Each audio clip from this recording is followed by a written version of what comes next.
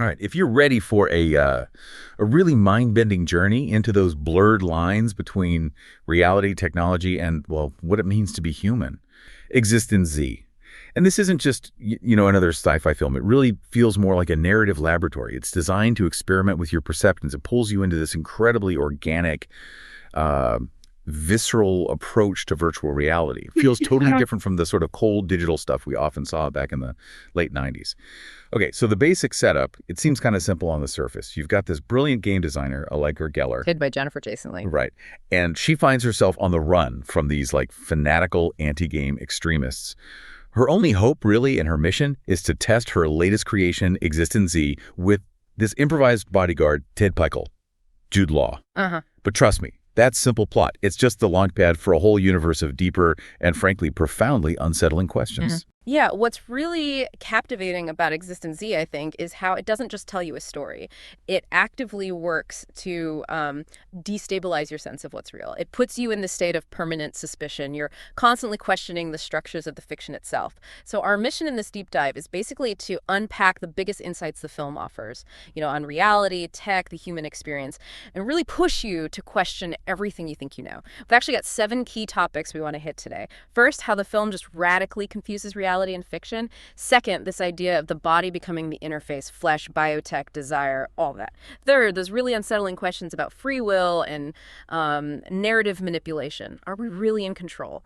Then we'll get into the paranoia, the conspiracy theories, the politics woven into entertainment itself. Fifth is the film's incredible self-awareness, how it reflects on cinema like as a metagame. Sixth, that really unique, provocative mix of eroticism and repulsion, that whole organic aesthetic Cronenberg is famous for. And finally, we have to grapple with the ending, the maybe impossibility of finding any definitive outside, any stable reality beyond all the layers of simulation. Wow. Yeah, that's quite the philosophical roller coaster we're strapping in for. And it kicks off immediately, doesn't it?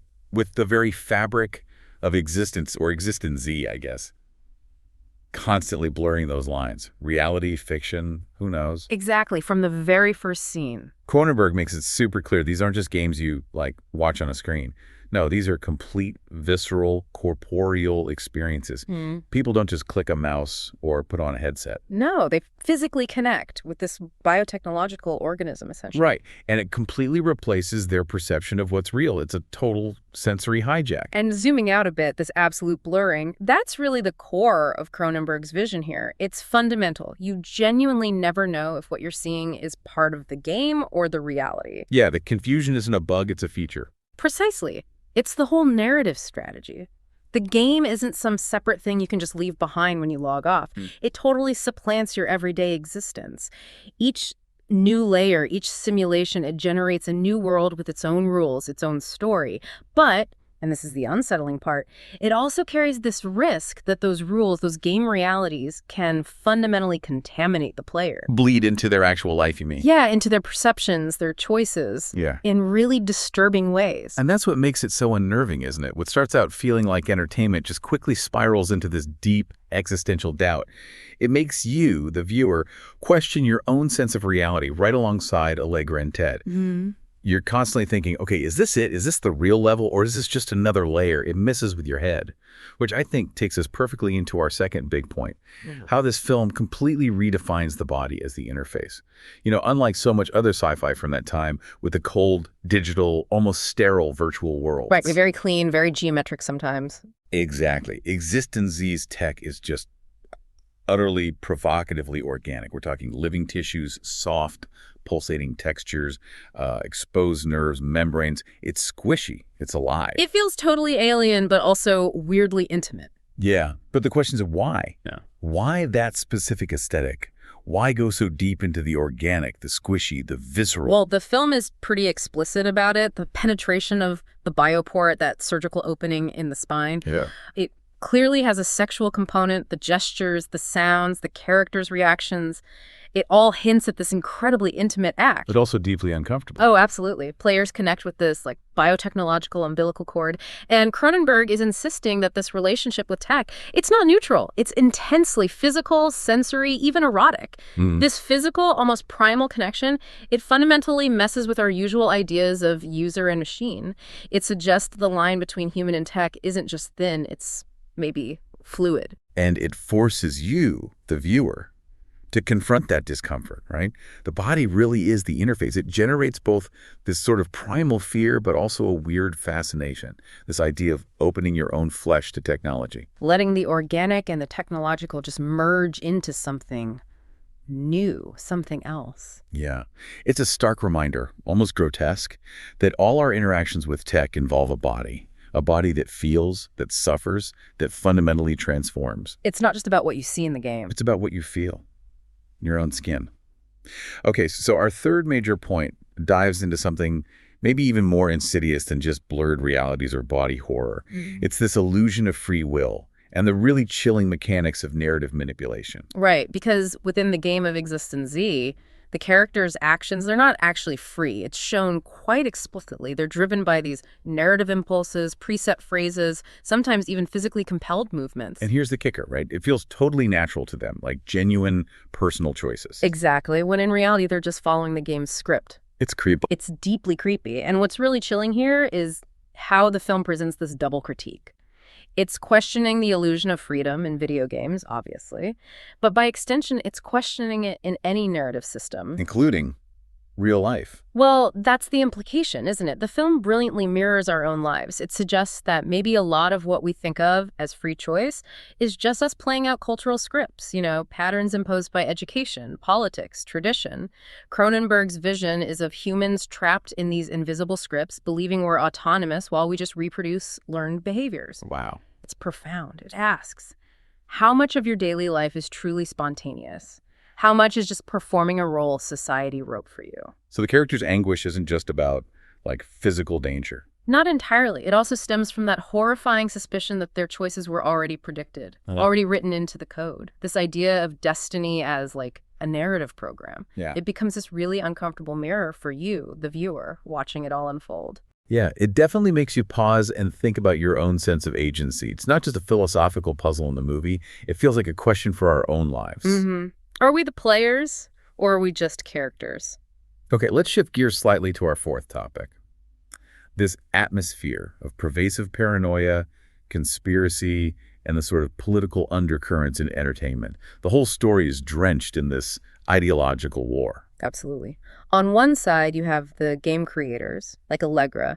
They're seen as these architects of reality itself. And on the other side? The radical anti-game fanatics, the realists, they call themselves. They see these games as a fundamental threat to humanity's essence. And Allegra being hunted constantly really symbolizes that conflict. It feels very high stakes.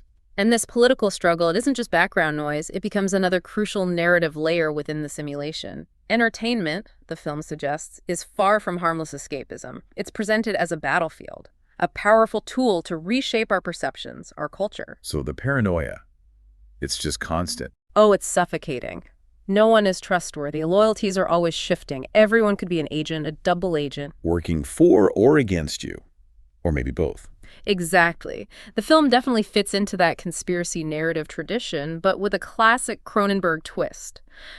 The conspiracy itself might just be part of the game. There might not be any true outside to the deception, just more layers, more questions. Leaves you constantly guessing who the real enemy is. Or if there even is a real enemy beyond the game's rules. Oh, that is a chilling thought. Yeah. That the entertainment industry, which we often see as, just fun, harmless pleasure, could actually be the most effective tool for social control, infiltrating our desires, our fantasies, in ways we don't even realize. Makes you wonder what narratives are shaping your world right now, doesn't it? It really does. Which brings us neatly to point 5. This idea of self-aware fiction. How the film explores cinema itself as a kind of metagame. This feels like one of EXistenZ's boldest moves. It's not just about video games. It seems to be reflecting deeply on movies themselves. Yeah, absolutely. If you broaden the perspective, the game within the film functions as this powerful metaphor for the film within the film, or just film itself. I mean, isn't cinema another kind of immersive experience? We willingly accept its fictional rules. We let ourselves be manipulated by the story. Right, you get caught up in it. Exactly. And by showing characters following scripted impulses, even speaking pre-written lines they don't understand, the film subtly points to your condition as a cinematic spectator. How so? Well, you also follow the narrative, right? Yeah. You respond to emotions carefully programmed by the editing, the acting, the music. Never quite thought of it that way. This self-awareness basically transforms EXistenZ into an essay on how fiction works. It's not just a movie, it's a commentary on movies. It's incredibly powerful how it doesn't try to hide behind realism. It actually exposes the artifice of cinema. Right. And that transparency is, like you said, both disturbing because you see the strings, but also kind of liberating. It makes you more aware of your own experience as a viewer, maybe more critical of the manipulations at play. It's a film about films, in a way. Okay, number 6. Let's dive into that unique, often provocative blend of eroticism, repulsion, and that signature organic aesthetic. The imagery in this film is just so distinctive. It's this constant push and pull between attraction and revulsion. Totally. The biotech isn't clean or sterile. It's humid, it's fleshy, it's viscous. Yeah, the game pods pulsate, the bioports beat like little hearts. Even the weapons are made of bone and teeth. It's all so alive and unsettlingly intimate.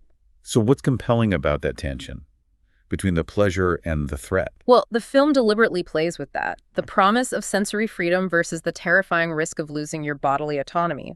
And the eroticism isn't just like window dressing. It feels fundamental to how the players relate to the machine, to the game. So you, the viewer, are constantly sort of bouncing between desire and rejection. Exactly. That connection to the game, it's intensely sensual. You know, Yeah. the squishing sounds, the wetness, the raw biological interface. But it's also violent. It feels like an invasion. A definite intrusion into the body, yeah. And that ambiguity creates this constant, profound discomfort. It really makes the film stick with you. It forces you to confront your own boundaries. It definitely does. To even access the game, you have to physically cross the body's threshold with all the sort of sexual and symbolic stuff that implies. It forces you to think about your own comfort levels with intimacy, with intrusion, blurring those lines between what feels natural and unnatural, pleasurable and painful. Okay, and finally, that brings us to point 7, the ending. And maybe the ultimate impossibility of finding a true outside to all this simulation. Because the conclusion seems to resolve things, right? It reveals everything Allegra and Ted went through was just another game called EXistenZ. Right, that big twist reveal. But even after that reveal, there's this lingering, unsettling doubt, isn't there? It doesn't feel final. No, it doesn't. And it raises that really profound question. Is there ever a point where we can say with total certainty, okay, this is real? The film seems to say, maybe not. Pretty much. Its conclusion is radical. Reality isn't stable or fixed. It's an effect of narrative rules. It's a construct. So that ending isn't just a clever trick. It feels like the logical endpoint of the film's whole premise. If each layer can just contain another layer, infinitely. Then the whole idea of an absolute outside, like a bedrock reality, becomes completely unreachable. The simulation, the game, it's potentially infinite. It leaves you, just like the characters at the end, trapped in this unending loop of suspicion, never quite sure where the layers begin or end. Are we still in a game? That last line, chills. Yeah. It's an idea that really sticks with you long after the credits roll. That unsettling thought that maybe what we call the world is just another layer in some vast, intricate web of fictions. Forcing you to live with doubt as maybe the only real form of certainty. It's a heavy thought, for sure. But it's what makes EXistenZ so enduring and powerful, I think. So, wrapping this up, what does it all mean for us? EXistenZ, it isn't just predicting VR gadgets or whatever. It's this profound, really visceral exploration of how every new tech experience transforms us corporally, narratively, politically. It challenges our basic ideas about reality and control in a way few other films really manage. And with such unique, unforgettable style. And if we think about the bigger picture, the real genius maybe is how it forces you, the viewer, to see yourself as a player within stories, to constantly question the certainties that hold up your own perception of the world. Especially now, right? Exactly. In our world, which is increasingly mediated by interactive narratives, immersive tech, EXistenZ feels incredibly prescient, like a mirror held up years ago, asking these tough questions we're still grappling with. And maybe that's the final provocative thought to leave everyone with. The film, just like the games inside it, isn't just a pastime. It's a device. Device that fundamentally shapes how we see, how we feel, how we think. And in that disturbing revelation lies its power. Yeah. Why it remains such a radical and, I think, necessary piece of art. So what stands out to you about EXistenZ? How does this deep dive resonate with your own experiences of technology and reality today? We would genuinely love to hear your perspective.